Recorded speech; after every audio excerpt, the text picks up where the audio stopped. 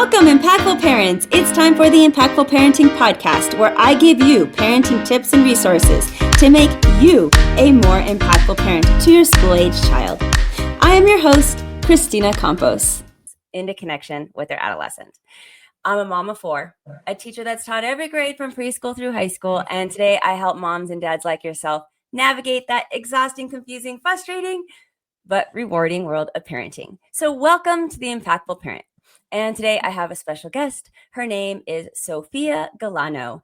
And Sophia is the author of a new book called Calming Teenage Anxiety.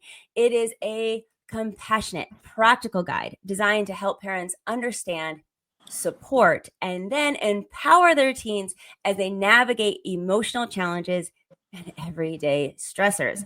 So whether your teen is struggling with academic pressure or social anxiety or just general overwhelm, the Calming Teenage Anxiety book and today's episode is going to be exactly what you need to give you strategies to help you have patience and support your child in a way that's going to make them thrive. So I'm really excited to have Sophia on the stage today. Welcome, Sophia.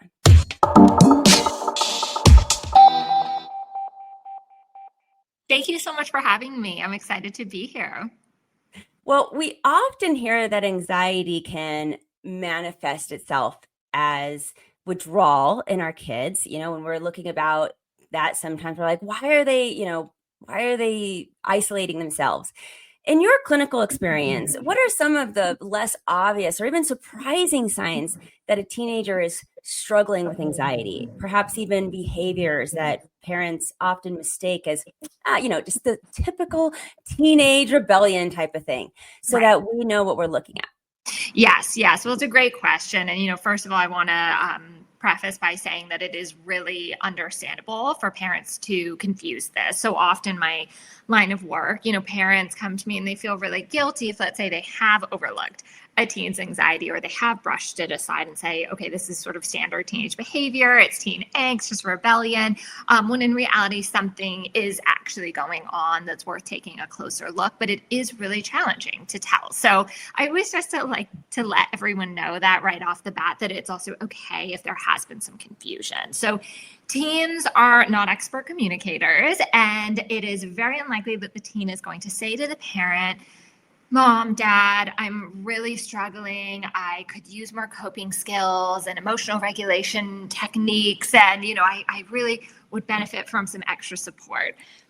It would be wonderful if teens would do this. And if there is a teen who does that, I'd love to meet them because I haven't come across them yet, but I know they're out there. More typically what you're going to see is conflict. You're going to see avoidance. So you're going to see school refusal. You're going to see teens acting out, perhaps seeming defiant, seeming irritable, seeming very not themselves. Oftentimes parents say, hey, I had, my teen was once this really happy-go-lucky child, and now they're just moody and they're isolating and they don't want to go to school. They don't want to hang out with anyone. They want to stay in their room all day. And it doesn't often look what we would think of as kind of your standard anxiety. And again, that's why it's really important for adults to remember that this is how teens often present, and that they often don't have the communication skills and the tools, so it's easier for them to isolate or to be, kind of more even like aggressive at times, kind of verbally, or seem kind of more irritable, and that's par for the course, unfortunately. Your book addresses the unique pressures on this anxious generation that we're dealing with. So I'm wondering, what specific aspect of today's world? I mean, I think social media is obviously a front runner for causing a lot of anxiety. Off the top of my head, perhaps maybe academic pressure. Mm-hmm. Also, just so much harder to get ahead, I feel like, for this newer generation of kids. But is there something else? Do you see that there is something that's going on with our kids that at least we could be aware of that maybe we're not? Yes. So I often remind parents that we kind of have two different kind of facets going on. I mean, we have sort of these kind of classic symptoms, classic influences, contributing to anxiety that most parents experience during their own adolescence. So that's kind of more of the biological causes to anxiety, hormonal changes, brain still developing, kind of the chemical changes, things that, were around when parents were teenagers. We have that combined with these newer factors, which, in my book, I call them the Gen Z effect, because that's when, I feel that we first started seeing them with that kind of Gen Z generation of teenagers, which are on top of all the classic causes, social media, technology, academic competition. You're absolutely right. I'm glad that you mentioned that piece. And collegiate stress. There are changes to the admission process in terms of getting into college. That's been a big change. There's more competition for getting into college. What are teens going to do after high school? So there's all these added layers here. And, you hit the nail on the head that, I think, I have a very more kind of like a harm reduction type perspective when it comes to social media and technology use. However, it is really important for us to look at that is a really, really important contributing factor to teen anxiety. Now, also, I've heard and read in your book that you emphasize seeing things from the teen's point of view. And I love this because a lot of times as parents, we just forget what it was like to be a teenager. And we definitely don't know what it's like to be a teenager today. Right. And so how can parents shift their perspective to see their child's anxious behaviors, like this avoidance, this irritability, this panic attacks that they seem to be having, not as a problem to be fixed, but more as a form of communication? Like our teen behavior says so much that they can't articulate with words because they just don't have the experience and the know-how, right? So what message is anxiety trying to send to us? Right. Totally.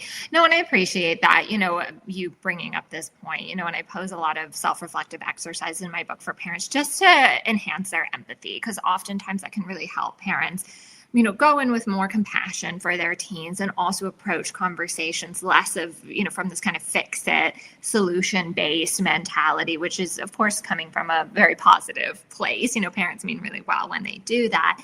But I feel when parents have more empathy and more compassion and they realize, oh, wow, this is what the day-to-day life is like for a teen today, it's easier for them to actually sit down and really listen to their teenager and go into a conversation with more of a curious mindset and a mentality of seeking to learn. It's really important for teens to feel that they are heard and felt that their parent, is listening to them and wants to understand and work with them versus just fix it or provide some, kind of simple, go outside, take a walk, go meditate, type solution, even though those say are great solutions. Oftentimes the teen isn't looking for that, and I remind parents all the time, when parents come to me and they say, hey, it's really hard for me when I see my child is struggling. I see my teenager has anxiety, to not go in and try to fix it. It's goes against kind of my, like instinct as a parent, to listen and just to, kind of wait for this sort of gradual change. And I remind parents that actually is providing a solution. It's just kind of a more subtle solution, and it's kind of like sort of a back end solution to this. But that's, oftentimes it's just teens feeling listened to and validated that really helps them feel less anxious. I absolutely agree. But this is one of the hardest things for parents. And I think especially for dads, but, just for parents in general, that we want to say, just calm down. And we're always just wanting to fix the situation. Like if our child tells us a problem, what we hear is we need to solve this instead of sitting and actually just listening to the problem and letting it lie. I mean, that's just so hard. So I just want to clarify to parents that I know that this is the right thing to do, to listen and not try to fix anything. But man, it is so tough. It's a really hard thing.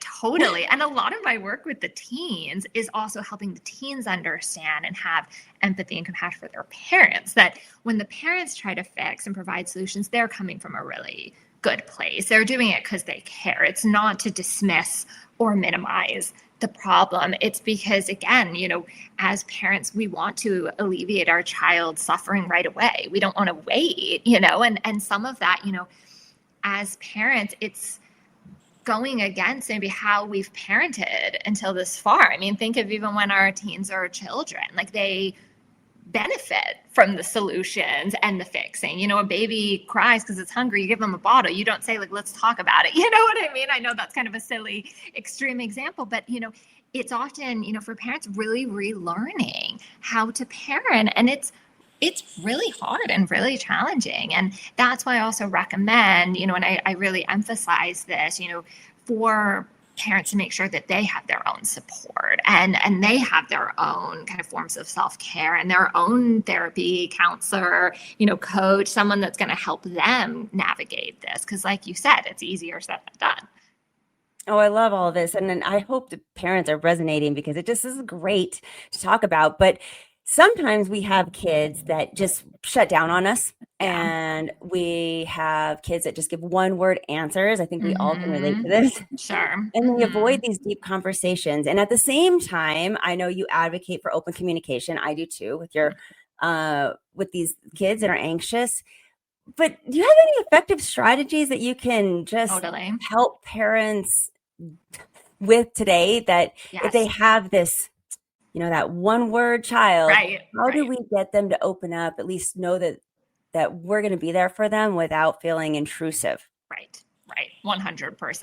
And, you know, again, I know I'm kind of repeating this, but just as a, you know, friendly reminder, teens communicate very differently than adults. So it's helpful for parents to remember that some of these might feel a little odd or maybe unconventional. Like oftentimes when I present these ideas to parents, I say, well, that's too casual, or it's not formal enough, or this isn't as serious, you know, as it needs to be. Like I want to sit down at the, you know, dining room table and sit face to face and have, you know, full on conversation of, you know, what are you going through? What does anxiety look like? What does it feel like?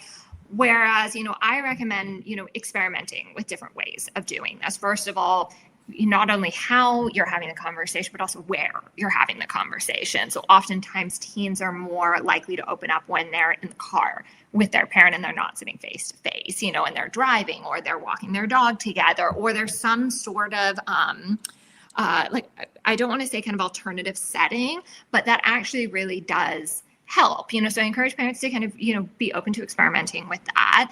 And also, you know, to remember that even if the teen opens up for 10 seconds, that's positive. Even if it's just a gradual shift, you know, a gradual opening, not to get discouraged, that actually is really big for teens, and to keep revisiting, however, not to force it. So if a teen says, yeah, you know, sometimes like I do get really panicky before a test, you know, and, you know, I'm noticing it's bothering me, and that's it. And then they shut down. Okay. We don't want to force and say, well, tell me more about that. Let's fix it. Like, what can we do? Okay, let's sit with it and let's revisit again at a later time, you know, and recognizing too that it might not just be one conversation.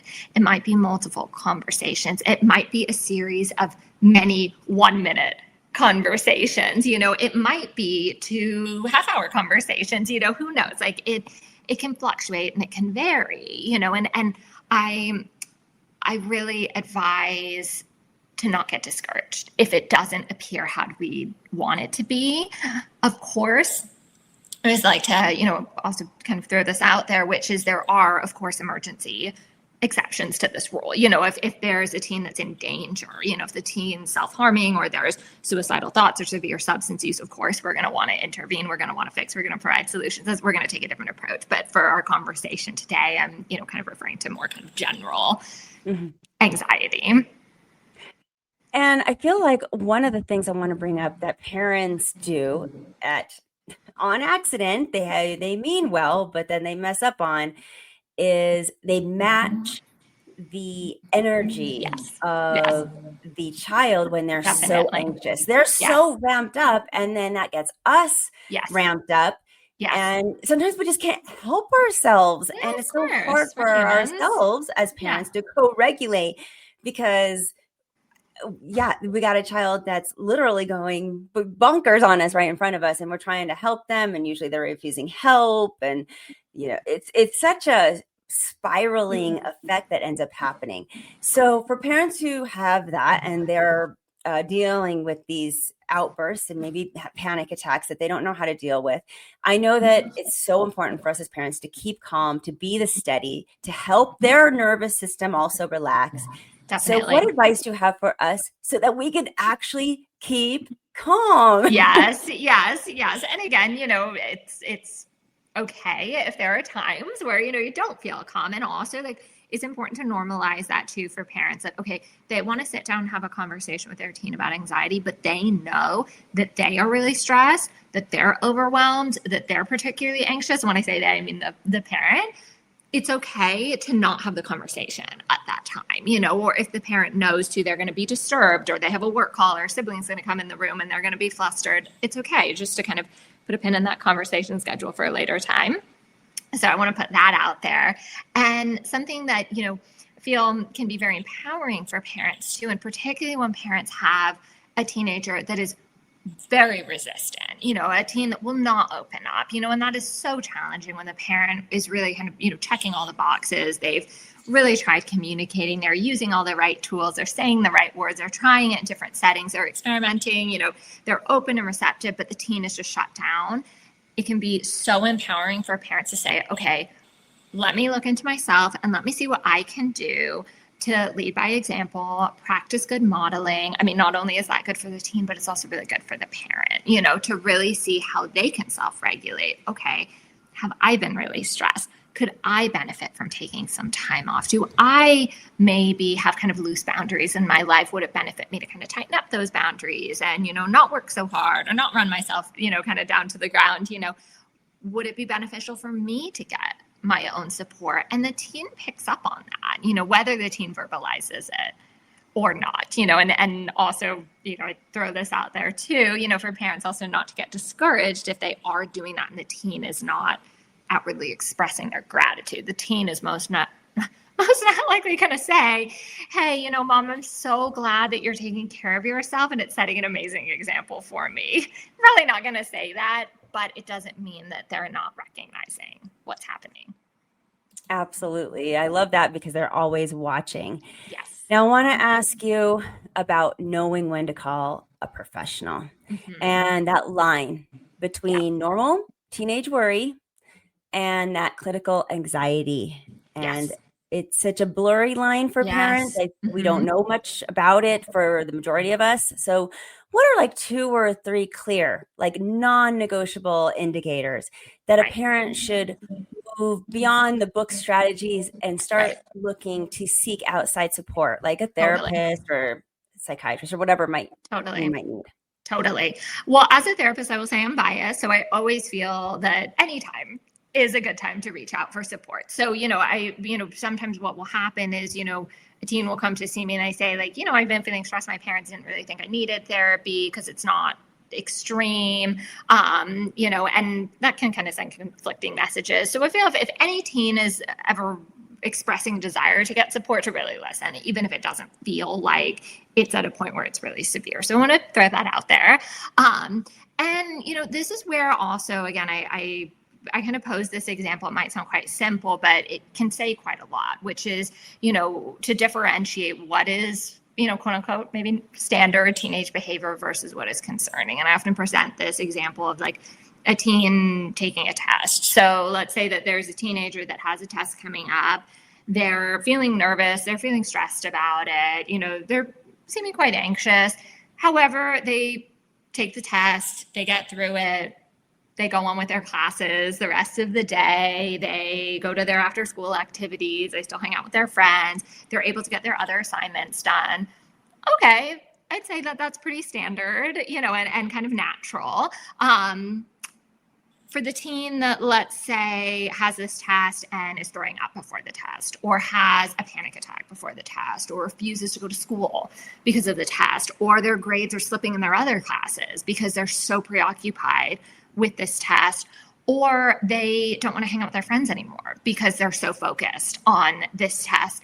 That's when we're going to want to take a closer look. That's where it's going to be helpful to consult with a professional.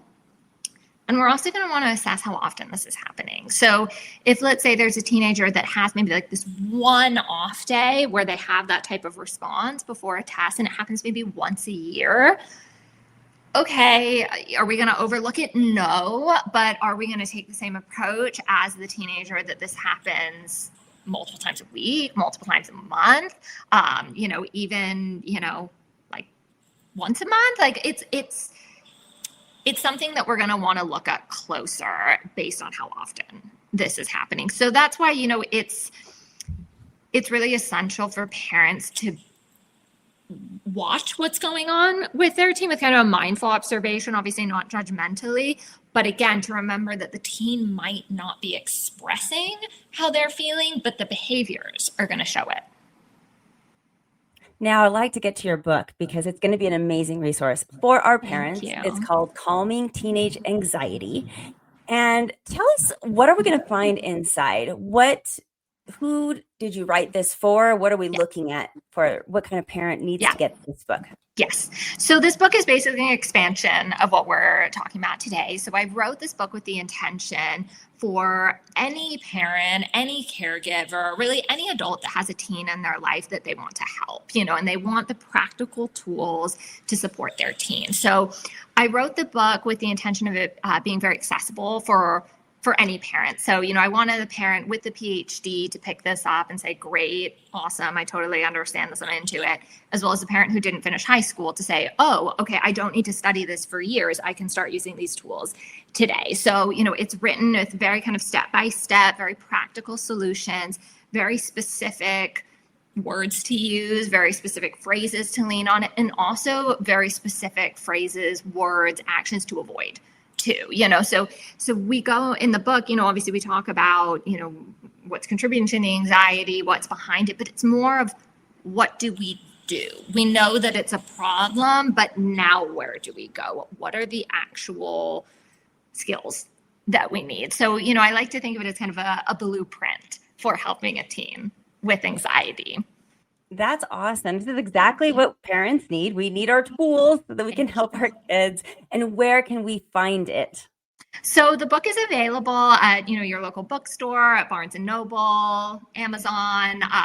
It's also available if you're interested in book sales on Porchlight Books, has great books, bulk book sales, But, if there's ever any issues finding it too, Penguin Random House always has copies on their website, or, people can always reach out to me directly on my website if they're ever having a hard time finding it. But it's pretty easy to get your hands on it.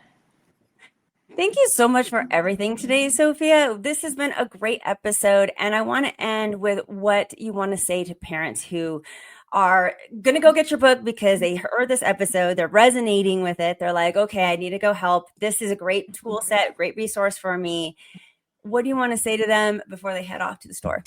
Well, first of all, I want to express appreciation for parents who want to help their teens, and really that's all that matters, is if the parent has the desire to want to support and help, the teen is going to pick up on that. So I really do want to put that out there too. And again, even if the teen isn't verbally expressing it, it's amazing energetically that, the teen is going to be, kind of feeling that.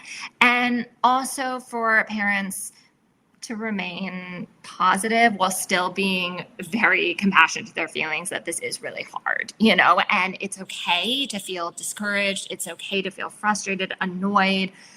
All of those are really, really valid and natural. And at the same time, to still feel hope. Thank you for listening today. Remember to subscribe and share this podcast with a friend. And don't forget, the Impactful Parenting Podcast is an extension of the Impactful Parent community. Go to the Impactful Parent website and download the free Impactful Parent app so you don't miss a parenting tip that can help you and your family. Thanks for listening today. So go to theimpactfulparent.com and see you next episode.